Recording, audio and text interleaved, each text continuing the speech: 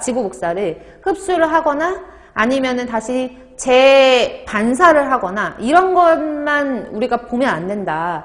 물질이 시간에 따라서 점점 이런 온실가스 같은 것들이 감소하는 것까지 고려를 해야 된다라고 해서 IPCC만의 어떤 GWP 같은 것들을 온난화 지수를 따로 결정을 해놨어요. 그 표준시간 범위라고 하는 게 나와 있거든요. 이제 문제상에서 나와 있는데 이 표준시간 범위가 20년이다라는 얘기는 20년이 지나는 동안에 분명히 이런 온실가스 자체가 복사 특성에 영향을 줄 뿐만 아니라 시간 20년 동안에 물질이 감소하는 것도 분명히 있을 것이다. 이런 것들을 조금 고려해서 20년짜리도 있고 그 다음에 100년짜리도 있고 그 다음에 500년짜리도 20년, 100년, 500년 이렇게 시간 한계를 두고 GWP 값을 기록을 해놨어요.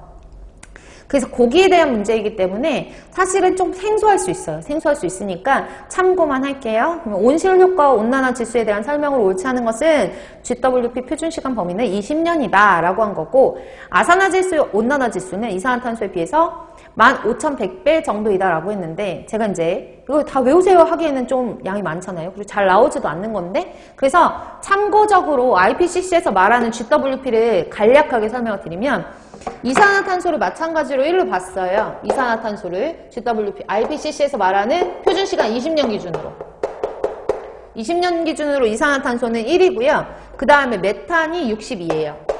메탄 62, 그 다음에 N2O가 275예요. 물론 차이는 있어요. 20년 기준으로 했을 때 일반적으로 쓰는 GWP와 차이는 있는데 얘가 뭐 1대 20이랑 1대 60 차이가 좀 많이 나잖아요. 이렇게 생각할 수도 있지만 몇백 배는 아니잖아요. 그러니까 비슷비슷한 수치, 뭐 숫자 자리는 비슷비슷한 이런 개념으로만 알고 계시면 되고 그 다음에 수소불화탄소, 그러니까 얘처럼 이제 전체 수소불화탄소류, 과불화탄소류, 뭐 육불화황 이렇게 보는데 수소불화탄소 같은 경우에는 HFC 23으로 우리가 칭해서 이 값이 한 6,300 정도 되고요. 그리고 염화불화탄소 CFC 11을 기준으로 해서 얘가 얘가 6,300이다. CFC 11 염화불화탄소가 6,300이고 수소불화탄소가 9,400.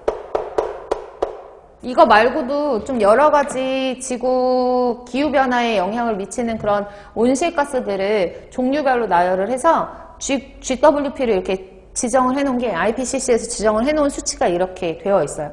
그러니까 표준시간 20년을 기준으로 해서 이산화탄소, 메탄, N2O 이 값들을 보니까 그렇게 크게 차이가 없잖아요. 그렇죠? 차이가 있긴 하지만 아주 큰 차이는 없잖아. 15,100배는 아닐 거 아니에요. 15,100은 뭐냐면 SF6다. SF6가 15,100이에요. SF6가 15,000. 그래서 1번에 보시면 다시 볼게요.